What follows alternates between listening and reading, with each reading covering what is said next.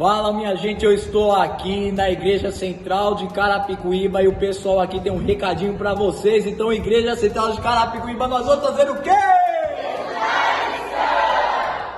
Fala, minha gente, vamos lá para o segundo vídeo comigo, você e o Nixon aqui estudando a lição dessa semana. Então, meu amigo, hoje é dia de pergunta pessoal, cara. Aí que eu gosto mesmo, cara. Saber o que os convidados têm de experiências aí. Você já pintou mentalmente a imagem de alguém. E quando conheceu essa pessoa, era totalmente diferente daquilo que você imaginou, cara? Luan, já, rapaz. Conte um pouco da história aí. Cara, você sabe que quando a gente é jovem, a gente faz umas loucuras meio estranhas, né? Ixi, a gente eu tô é até cheio com de medo já. coragem, aquela coisa toda. Uma vez, quando começou a internet de escada, Nossa. quem é jovem não vai lembrar disso. Rapaz. Não vai lembrar disso. A gente demorava pelo menos 1 minuto para abrir a página. Então era complicado o negócio. E naquela Rapaz. época, já existiam os sites de bate-papo do UOL. E aí eu entrei lá, cristão, site cristão e tudo, queria conhecer uma menina cristã e tudo, e comecei a conversar com uma menina. Certo. E essa menina era de BH.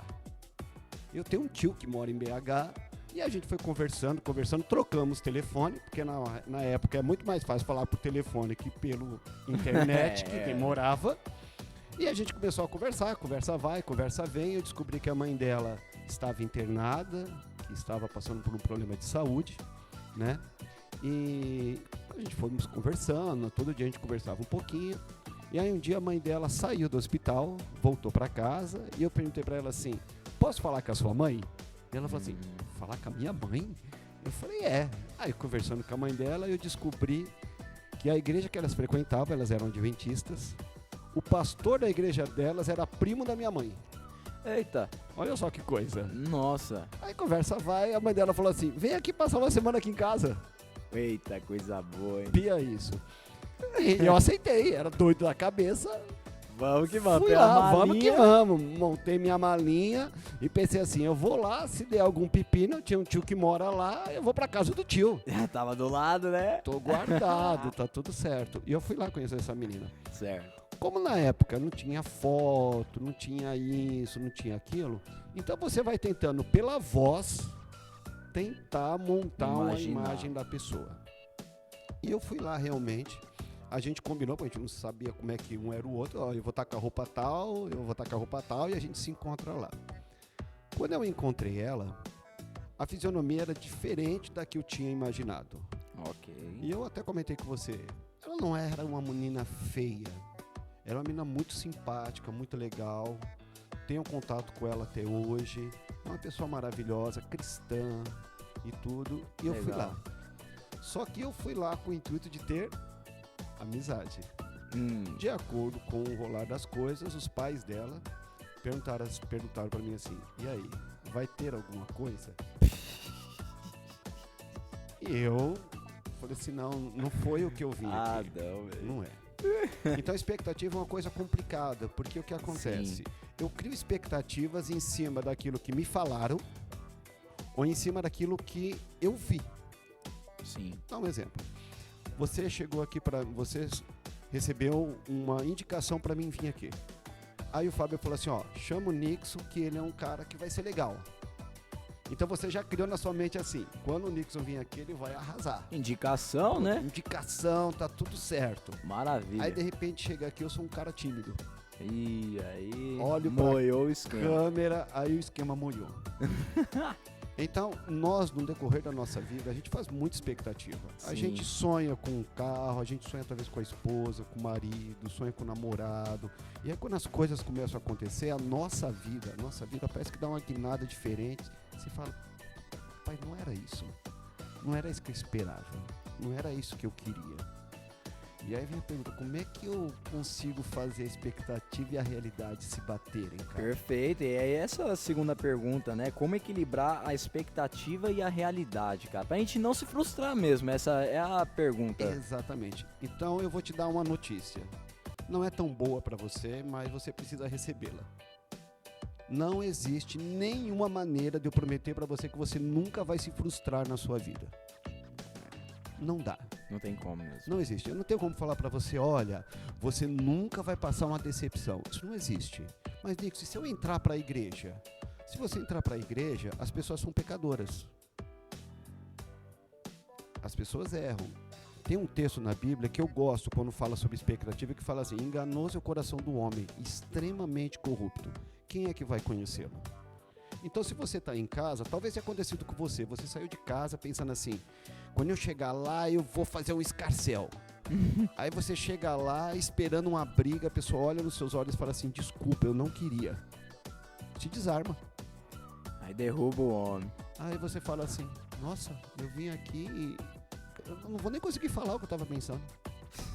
Ou então você vai preparado para uma calmaria, aí chega lá, a pessoa diz uma frase e você... Meu Deus, e dispara tudo. Mas como é que eu balanço isso? Como é que eu consigo balançar isso? Primeiro, entenda que as suas expectativas não são as expectativas do outro. Cada um tem uma expectativa diferente sobre as coisas. Então, se alguém tiver uma expectativa diferente da sua, não fique irritado, nervoso. Calma, as coisas vão se acertar, as coisas vão se ajustar. Tá tudo bem, tá tudo tranquilo.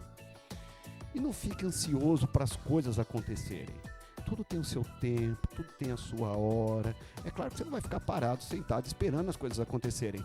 Mas você também não vai falar assim: olha, eu pedi e Deus tem que me responder agora, porque se ele não me responder agora, então a coisa não vai, eu não quero mais, tá. Porque aí é birra. E sem contar, Nixon, que quando Jesus veio pra cá, infelizmente o povo de Israel acabou pintando uma figura sobre o Messias. E quando Jesus chegou aqui, eles passaram por essa experiência não muito agradável, que é a decepção, né? A grande decepção. E olha só, Lua, que interessante. Desde Moisés, começando por Moisés, e Jesus fala isso, né, quando ele está lá com os discípulos de Emaús, ele fala assim, ó, começando por Moisés e discorrendo por todos os profetas, expôs a eles o que sobre ele estava escrito nas Escrituras. Então, desde o santuário, se você ainda não estudou o santuário, estude depois. Muito não bom, vou conseguir entrar nesse tema. Recomendação, show de bola. Recomendação, estude sobre o santuário. O santuário falava qual era a missão de Cristo. Então falava assim, olha, o cordeiro vai vir, vai ter que ser morto para poder pagar os pecados da humanidade. E isso estava assim. O povo sabia que ia ser assim. Os líderes de Israel sabiam que ia ser assim. Só que com o decorrer do passar dos anos, de repente essa ideia se perdeu. Por quê? O povo de Israel passou por muita tribulação, muito momento difícil. Foram escravos no Egito, agora estavam sob o jugo romano, já tinham sido castigados pelos midianitas, pelos filisteus e tantas outras nações, e o resultado, e isso aconteceu por causa da desobediência deles para com Deus. Certo. Quando Jesus vem, a expectativa deles era assim: Libertação. Deus vai libertar o povo de Israel. É agora. Ele vai acabar com o jugo. Para pensar, às vezes a gente não é assim como cristão. A gente se torna cristão e a gente olha pro vizinho chato e fala assim: eu vou orar a Deus e Deus vai acabar com esse cara. Porque eu tenho um Deus poderoso. Aí faz aquela coisa Vai assim. acabar desejando mal da outra pessoa, ué. É complicado. Aí Jesus vem e começa a falar pros fariseus assim: olha, eu sou o Messias. Aí ele não era bonito, embora a gente veja aqueles quadros de Jesus bonito, a Bíblia fala que ele não tinha beleza nem formosura. Ele era o Nixon da vida. Não tinha nem beleza nem formosura. Pobre, pra piorar a situação. Não era aquele cara. Luan, eu não sei você, mas assim, ó, se eu vou chamar alguém para pregar, eu penso assim: esse cara gosta de ler, esse cara tá preparado, esse cara tá assim, esse cara tá assado, não sei o quê. Então a gente já cria as expectativas nossas para poder chamar a pessoa.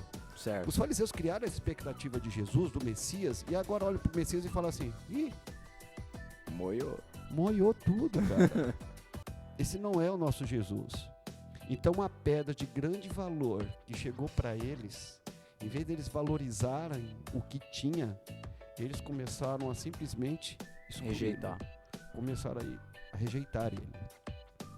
E até hoje, os judeus esperam ainda o Messias. Então olha só que interessante, o Messias veio, habitou entre eles, veio deles, estava com eles, e aí eles estão na expectativa do Messias. Olha que coisa. E Loucura, aí, se né? você tem a expectativa errada de Jesus, e hoje pode acontecer isso. Eu não sei se eu posso estender um pouco mais. Posso estender um pouco mais? Vai, Vamos logo. lá, então.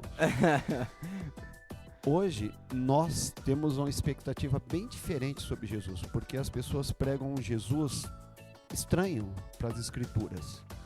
Então eles falam assim, olha, nós somos salvos pelo tempo da graça. Agora acabou a graça. Você está tudo tranquilo, Jesus perdoou tudo, aquela coisa toda. Mas não é esse Jesus. Sim. Não é esse Jesus. Esses dias eu estava conversando com um rapaz, a gente saiu para comer uma pizza junto, e a gente conversando, e entrou o assunto sobre o ladrão da cruz. E eu perguntei para ele assim, Jesus perdoou o ladrão da cruz? Perdoou não o ladrão da cruz? Eu, com certeza. Tem Bato- certeza? Bato na tecla. Os dois? Ele ofereceu perdão para os dois, né? Agora o outro não quis. Você entendeu? Então as pessoas, a gente gosta de falar do bom ladrão que aceitou o perdão. E aí Jesus E a gente esquece do outro. que tem um outro. Tem um outro. Então a gente usa para falar assim, tá vendo? Jesus não condena. Então você também não pode apontar os meus erros. Se Jesus não condenou o ladrão, quem é você para falar que eu tô errando? Então. Só que a gente esquece que o outro ladrão, ele blasfemava contra Cristo. Se tu és mesmo Cristo, Desce. salva a ti e salva a nós também. E o outro ladrão repreendeu ele. Olha, a gente merece estar aqui. Eu e você aprontamos e a gente tem que estar aqui. Ele não. Ele não fez nada. E ele olha para Jesus e faz a pergunta que a gente conhece tão bem. Senhor, lembra de mim quando entrares no teu reino? Legal. Só que um foi salvo e o outro o quê? Condenado. Então o nosso Jesus, embora seja um Deus de amor, um Deus amoroso, um Deus querido, um Deus que quer te salvar, ele também é um Deus que condena. É um Deus que condena o pecado, condena a avareza, condena o egoísmo, condena as coisas que estão lá na Bíblia. A gente não vai falar tudo aqui, porque senão vai ficar muito Sim. extenso. Então, se você tem uma expectativa sobre Cristo, a expectativa que você tem que ter em mente é assim, o nosso Deus salva, mas se você não quiser estar com Ele, você Ele vai também ter vai que ser agir. condenado. Então, tenha a expectativa certa de Cristo ainda hoje. Isso mesmo. Ele ainda é o Messias. Então é isso, minha gente. O próprio Jesus aí que está oferecendo a salvação para cada um de nós, ele quer salvar a todos. Mas conforme o nosso amigo explanou aqui, infelizmente o ladrão da cruz escolheu a condenação em vez da salvação. Então está nas nossas mãos, Nixon, escolher o bem ou o mal, escolher estar do lado de Cristo ou não. Vamos fazer uma oração? Obrigado, Senhor, porque passamos esses minutos aqui maravilhosos estudando Tua Palavra. Que o Senhor abençoe a todos nós aqui, que possamos a cada dia escolher a Ti e que possamos equilibrar a expectativa com a realidade sempre em todas as nossas decisões que estivermos na nossa vida. Que o Senhor esteja conosco, eu te peço em nome de Jesus. Amém. Até amanhã, amigão. Até amanhã. Fica com Deus. Uhul!